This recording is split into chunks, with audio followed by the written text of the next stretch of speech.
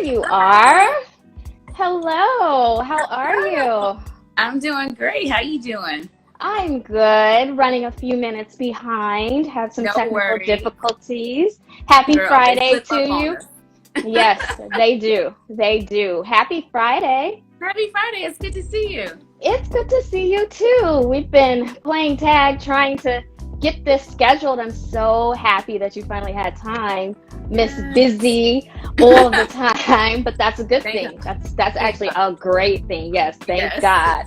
So, welcome to Melanin Vibes, which is a show that we started just to help women of color with emotional and mental wellness. We wanted to show what it looks like to kind of walk out our purpose and to balance life and to combine wellness with, staying busy and being a boss lady. So, thank you for being a guest on the show. And whew, I've been running, so let me take a breath. Yes, girl. Start But there. That's self-care. Just take your yes, time. take a deep breath. Yes. But we like to start the show with something called Thinking Baps Are Thankful. So, BAPs, as we all should know, are Black American princesses. So, what is something, Miss Khalilah Joi, that you are thankful for on today? I could really take up the whole time with this. But Knock yourself out. there's so many things. Like I always start with my health because Mhm. one, we're in a situation where health should be at the forefront of everybody's mind. But Right. also, when our bodies aren't healthy, we can't do anything else. Like Mhm. all of those things we love and want to do, you know, are dependent on us being capable and healthy. So that's always the first thing. Family, friends, love in my life, career opportunities, my dog, like so many things. And just the fact that I'm able to be on this journey, to be able to pursue a career that I truly love, and that has not been easy, but by the grace of God, I'm still here.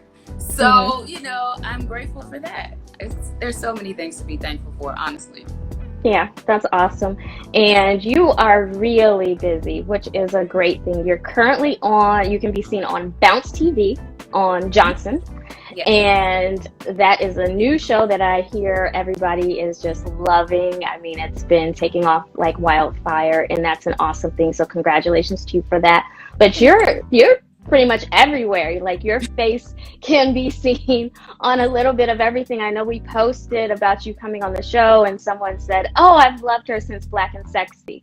Shout out to all the Black and Sexy fans. Like, Right? talking about some loyal, wonderful fans. Black and Sexy has great Aren't fans. they though? Yes. I mean, that's how I first came to know you, is from Black and Sexy, and you have still been consistently booked and busy and doing work. And so how do you balance staying busy and making sure that you follow your purpose and your path and not take every single role? That's a great question. I feel like I'm finally at a place where I'm comfortable enough saying no that it doesn't give me the anxiety that it used to. And I think that's just a matter of like self-awareness and understanding not just what I want to do in my career, but who I want to be in the world. Mm-hmm. And not all offers are good offers. And Right. sometimes you have to really take a step back and say, is this the path I want to be on? Is this how I want to show up in the world? Is this how I want, my nieces and nephews to see me? Is this the message I want to put into the world? So, Right. especially in this kind of industry where your platform can be so broad. And that's not to say that I would never take a role that might be a darker role or anything like that. But I like to lean on my gut and my instincts and what resonates with me. And my instincts are pretty good. So if I'm not feeling good about it, I'm happy calling my manager or agent or whoever and saying, you know what, I just don't think this one is for me. And I think that's what helps keep me balanced, and also having friends and family that you can lean on and like bounce things off of, and Right. the outside perspective. And I have a therapist, so I have a lot of different resources that I use. That's awesome that you said that. So that brings me to my next question. So the last 2 years pretty much, we've all been kind of on a journey. It's been a roller coaster. How have you stayed grounded and not, because I understand that the work that you do, it really shut down, at the beginning of COVID. So how did you keep yourself from not going crazy? Um, it was challenging at times. I think when it first happened, well, there's the initial disappointment because, I was supposed to fly out to New Mexico to shoot something and lost that job. So that was hard. But initially there was a little bit of a sense of relief because in this industry, in this career, especially when you're still an actor who's kind of working toward getting a certain level of recognition or whatever, not just recognition, just like steady work, basically. Right. You always feel like you have to be doing something, like the hustle energy. If you're not booked, what are you doing to get booked? How are you branding yourself? Da da da. But when everything shut down with COVID, everything was still, and that was honestly kind of nice to just not have that energy behind you that made you feel like whatever you were doing was not enough because there was nothing to be done. Right. And it was just like, okay, well, let's just relax into that for a little while, which was great. And then and then that kind of starts to wane and you're like, well, how long am I going to be relaxing? And then, with all the racial unrest and protesting and all the horrible things that happened last year, and it was just like, that was very heavy. That was very heavy. And I did lean on my therapist a lot for that. I'm very fortunate to have a Black woman therapist, so I can relate to her in that way that I might not have been able to relate to a different therapist.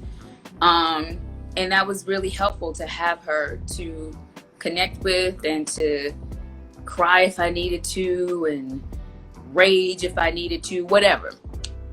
So I think having that touch point was really important. And honestly, staying grounded was something that I needed to do literally. I'm one of those people who needs to be outside. So I would go sit under a tree for 3 hours if I needed to. Just put my feet in the grass. Like, I'm an earth sign for whatever it's worth.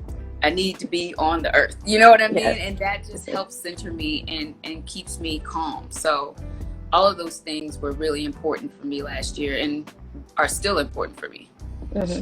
Was there anything, like, what were some takeaways or things that you found out, knew about yourself during this stillness and this quiet time? I think one of the things I learned, like I said, is that grounding was so important to me. It wasn't a practice that I had really used before, but it was supremely necessary. But also I realized, like, I can be a social person, but I don't need that. I was okay not having to be out and at this thing and that thing and being cute and doing. I was all right. I was good in my leggings and my right. Weren't we all?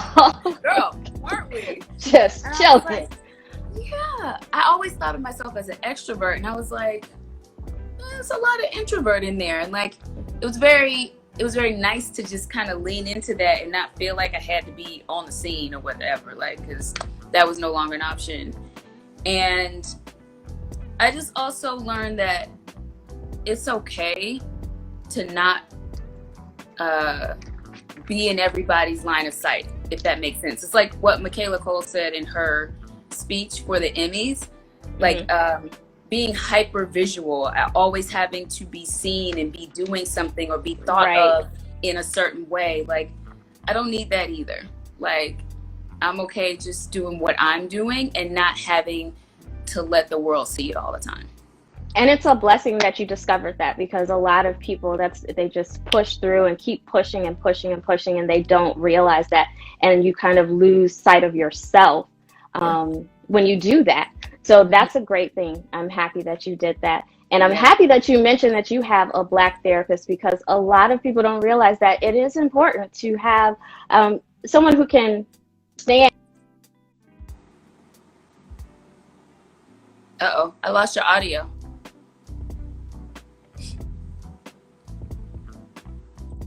Yes, there we go. Recognize what you're going through on that same level. And Mhm. so can you explain to me or to others who are watching, like what prompted you to find a therapist of color? Well, about 2 years ago, I want to say, I was just really going through emotional turmoil. And I've always been one of those girl, get it together kind of people. Like, you don't have anything to be depressed about. What are you doing? Like, buck up.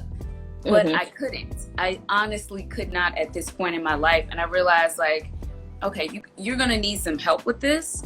And I'll be honest, there was a lot of shame about it. Like, I didn't want to tell people that I wasn't doing okay. Mm-hmm. Like, because I was like, no, you're supposed to have your together. And I did not. Right. I didn't, and I couldn't get it together. So when I decided I would need some help, I knew that I wanted a Black woman specifically because I didn't want to wonder if there were other things at play. Mm-hmm. You know what I mean? I didn't want Yeah. to wonder if my feelings weren't being taken into full consideration because of, or Mm-hmm. I didn't want to feel like I couldn't say certain things to this person for Mm-hmm. fear of offending them, maybe. So out the gate, I was like, if I'm going to get a therapist, I want a Black woman. So I went to Therapy for Black Girls. Such a fantastic Yes. resource. Yes. Yes. I recommend it to anyone who's looking for a Black woman therapist. Mm-hmm. And that's Therapy for Black. Is it boys or men? For, I'm not sure. Black men. Yes. For Black men. Yes. Yeah. And that's how I found my therapist. And thankfully, she was the first one that I tried. And I went for a visit and cried for 45 minutes. And you had to when I release left, it all. Released it all. And when I left, I was like, okay, yeah, I need to do this regularly. So Yeah. I've been with her ever since. And that's awesome. And that's one of the reasons why we started this show and created this platform, is because we wanted to share with other people, because like you, sometimes you feel like there's a stigma. And I can't necessarily say like, oh, I'm struggling, because then people will attach that to something else. But we all struggle. There are no perfect people. And there are no good days, 365 days of the year. There are days where you struggle. And so that's why if you go to our website, you can find the links to both Therapy for Black Girls and Therapy for Black Men on our website, along with some other resources for therapists of color, because it is very important that you have a sounding board, a non-biased sounding board. Exactly. Just to unload, because family is great, friends are great. I mean, I have friends who are therapists as well, but that's not the same thing, because like you said, it can be coming from a different place. So you want to just go to a non-biased person that can just help you, kind of walk you through it. Like, no, you're not crazy. You're not the only one. Everyone goes through this. Here are some tools to help you. So I appreciate you talking about that. I really do. So what are some holistic things that you like to do besides staying grounded, besides therapy? What is your one go-to thing that you like to do that helps you to kind of like make sure you keep that self-care going every day? Definitely meditation. I was actually just doing a 40-day meditation journey with my boyfriend, and we would wake up and meditate every morning, and then we would journal about whatever the specific affirmations were or what the thoughts were for that day. And meditation, when I'm doing it consistently, I feel it. Like it changes everything. Your energy is just very different. You're connected in a different way. So that's really important to me, and also physical exercise. Like, I'm one of those people, please don't throw eggs at me or whatever, but like, I'm one of those people who needs to exercise. Like, whenever those chemicals get released, I need those. Because when I don't do it regularly, I feel like crap. Like, I just don't feel the same. So meditation and exercise are very much a part of my life and a part of my spiritual practice. Okay. And that's wonderful, because I was just going to say it's a practice. And we've always discussed this. I think every week we're discussing these practices, and a practice means that it's not going to come very easy. And I think for meditation, a lot of people are hesitant because it's that sitting still part of it Yeah. that they Yeah. don't understand. And I read somewhere the other day, I can't remember where I saw it, but she was talking about just do it. Like, Yeah. it doesn't have to look the way that it looks for you when you're doing your meditative practice, or when I'm doing my practice. Like, it can look different ways, but the point is to start doing something and to put it into practice, and you do notice a difference. You definitely notice a difference.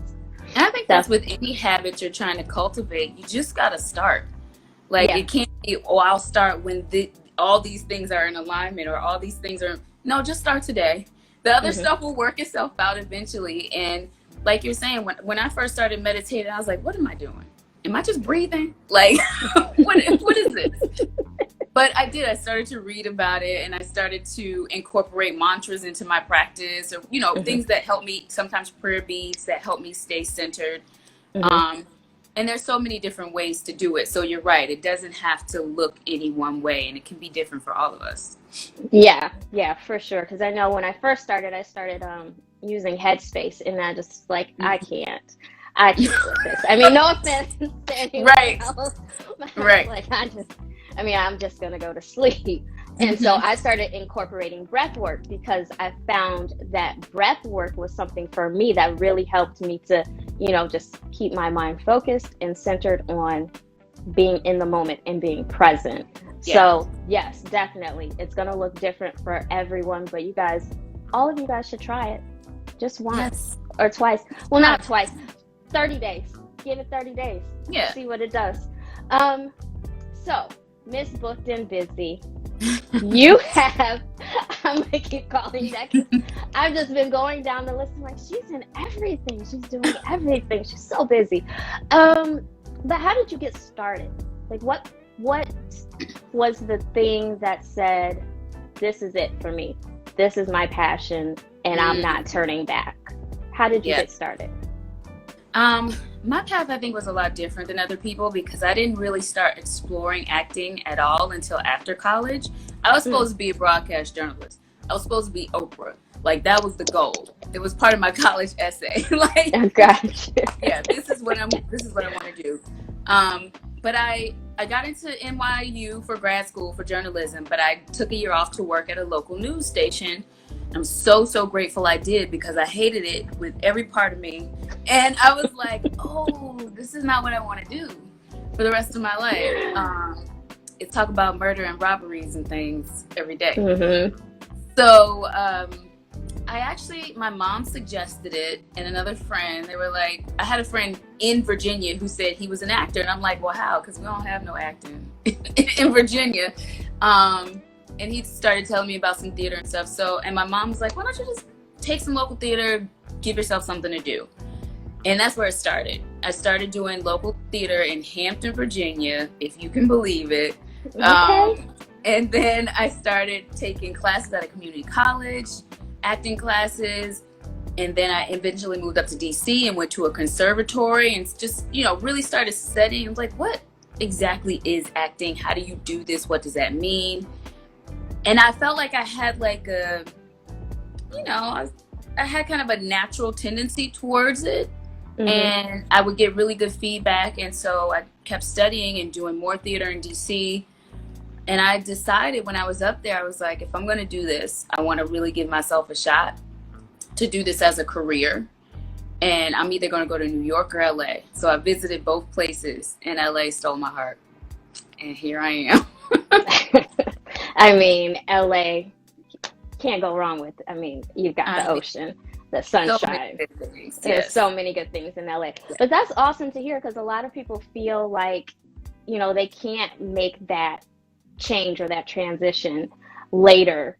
Not that you were that old, but later in life, after they've already, so that's really encouraging for some people. And so for those who are interested or thinking about, like, maybe this might be something that I want to do, what would you recommend the first steps be? Oh gosh, first steps. I think the first thing would be to get into some classes and see if that's actually something you want to do, something that feels like it could be a fit for you. Because sometimes people take acting classes and they're like, I'm not doing this. Like, this is ridiculous. Like, I don't want to dive into the dark. That Right? was me. I was like, Adrian, no. No, I'm animal work. What do you mean? You want me to be a bear? I don't know what that means. It's like sometimes people are Yeah. like, no, I'm not doing it. Yeah. So I think doing classes is a great first step to actually figure out if it's what you want to do, if it's something that you would even be interested in. But once you get to that point, you're like, yes, I want to do this. I know what I want to do. Always stay in class. But then it's just a matter of understanding the business part, which I had no idea about. So everything from headshots to casting sites like Actors Access and LA Casting to finding representation, agents, managers. You really just have to start doing your research. And if you have people in your life who have been on that career path or can direct you to someone who has, I definitely should say take advantage of mentorship opportunities, or even just the chance to connect with other people in the industry, because that's the only way I learned anything. I didn't have any family in entertainment. I come from academics, a lot of teachers, and I had no idea what I was doing. And I feel like I don't want to say wasted, but I was on a bit of a treadmill for a good 5 years, just trying to be like, how do I do this? Do I go to an office? Do I just send a picture? I got scammed a lot. Yeah. Those little, does your kid want to be a star? Are you an actress? Those little conventions, scam. Don't that kind of stuff. Knowing that kind of stuff is important. So, due diligence, research, classes, and then really, really understand the business of this, because it's equally as important as the craft. Okay. Sounds great. Now let's talk about your character on Johnson. What can you tell viewers about your character? First of all, let me say this. No, I'm just playing. People come for Naomi with so much smoke, and I genuinely don't think she deserves it. And I know as an actor, you can't judge your character, so maybe I'm just biased. But one, I don't think Naomi is a very hardworking mother. She is married to Omar. They have a son together. They are right now in a custody battle going through a divorce. Right. For reasons that the audience doesn't quite know yet. So let me just put that out there before y'all keep standing on my neck telling me, you're not doing Omar right. Why she don't just hold on. More information is coming as to why we're getting divorced and the things that happened in our relationship. But she is very career driven, very goal oriented. And I think she and Omar have a little bit of a clash in terms of gender roles and gender norms in a relationship.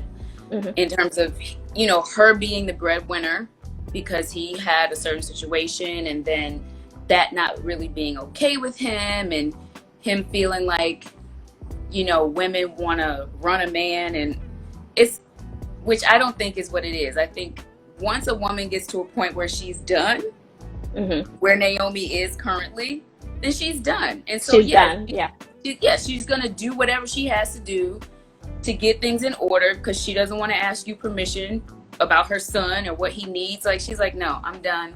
I got it. You go do what you're doing. You can visit. Right.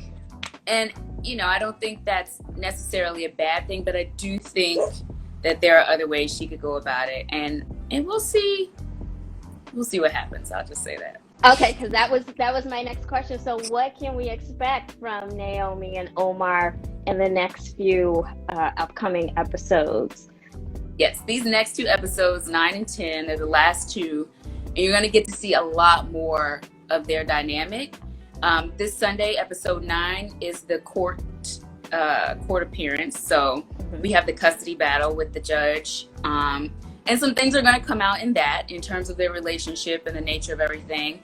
And then in episode 10, I think that's really when you get to see and hear the truth about Naomi and what she's been through. Because we've gotten a lot of what Omar's going through. So we're going to get way more insight to her side of the story and what drove her to make this decision in the first place. So it's going to be a little bit of an emotional roller coaster these next 2 episodes. Okay, well, I'm pulling for Naomi. I'm definitely pulling for Naomi. Girl. I am pulling for her. But listen, you are talented.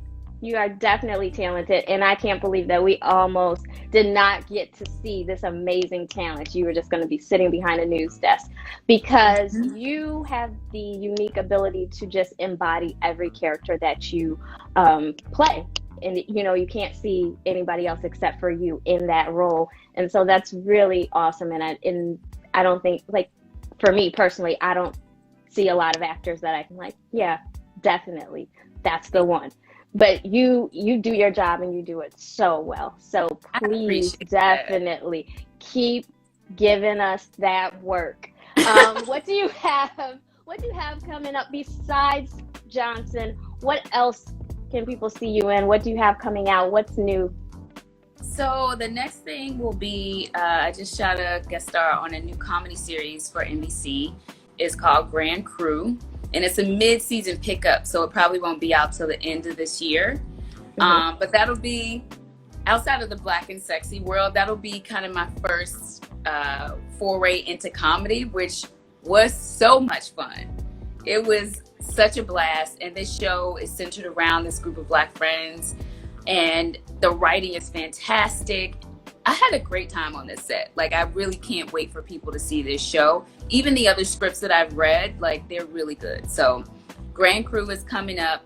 And then I have some things in the works on the writing side. I'm in a shopping agreement for a limited series that I wrote that was based on a feature that I wrote, which was a Western. Ah, Yeah, congratulations. thank you. So I ended up turning that into a series, as you know, at one of the producers' suggestion. Mhm. So it's an 8 episode limited series that we're shopping right now. And then I have a rom-com script that I wrote in quarantine because I had time. Yeah. um, I have a contract for that to be optioned as well. So hopefully we'll see some written by Khalilah Joi. That was actually my next question. I was like, when are we going to see some written by Khalilah Joy? Yeah. So we know that you're writing. You've got some things in the works. Are you going to be behind the camera at all? Are we going to see some directed by Khalilah Joy? You know, I think that's coming. I had really not thought too much about that until recently, until I started writing, because I write from a place that is very visual. So, you know, in doing so, I feel like, well, if I can write like this and I see the world like this, then maybe I could, you know, be behind the camera and be an effective director. So I think that's coming too. Like, if you know, if the series gets up, hopefully I'll be able to maybe direct or co-direct an episode. So we'll That see. is awesome. Well, we are rooting for you for sure, pulling for you. Thank Can't wait to you. see all the things that you are doing. I mean, you've got to stay, you know, wear many hats in this world. That's If right. you want to sustain yourself, you've got to do multiple things and have multiple streams of income. So I am happy to see a Black woman busy doing it, writing, making her way, paving her way, and making your mark in this world. Um, the community side of it, you are an activist. I see you out. You're always vocal, talking about the issues. We talked about that at the top of the show, talking about during the George Floyd protest. I know you were out there, Mhm. boots on the ground. How do you stay connected to the community? You know, I really feel like I don't have much of a choice because my community, and I'll just say the Black community, my people are incredibly Hmm. important to me. So, in addition to like doing protests and stuff and posting and all of that, as much as I can be out in the community volunteering, I love working with kids. So I've done a lot of things in like elementary schools, and you know, a lot of programs now they have, especially in LA, they have geared towards the entertainment industry. So they'll bring us Hmm. in to like, you know, we'll have kids write scripts, and then we get to act out their entire script for them in the school. And they just get to see what it feels like to be on that side of things, to have that kind of control, which I think is really important. And also just, I live in Inglewood. I shop Black. You know what I mean? Like, I'm Hmm. always just trying to support my community because I don't know anything else. Like, Hmm. you know, I grew up in a family where we always talked about race and racial justice issues, and that's just a part of who I am. It's ingrained in me, and it will never change. That's awesome. And we appreciate you for it. Well, thank you for joining us on today. And I just want to make sure that everybody knows. Now, what time does Johnson air on Bounce TV? On Sunday. Yes, what on time? Sunday, 8 p.m. BounceTV. So make sure you guys make sure you tune in, and then we will see you, I'm sure, on the big screen soon. We're going to see you on the small screen. We're going to see you everywhere. But I appreciate you.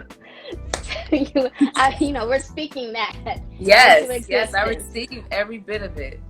I appreciate you taking the time out of your busy schedule to sit and chat with us. And I also appreciate you just being vulnerable and sharing like your journey and your story, and letting us, get a little insight into how you stay balanced and how you stay grounded in this world. So thank you so much for joining us on today, Miss Khalilah Joi. It's been a pleasure chatting with you. Yes, it has. Thank you so much for having me. This was fun. Yep. And thank you everybody who joined us, and you can catch us right here same time on Instagram. And hey Michael, hey Bashir. Yes.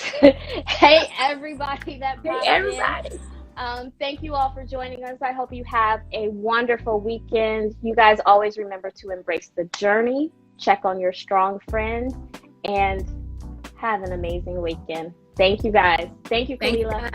Thanks, Adrian. Bye. Bye.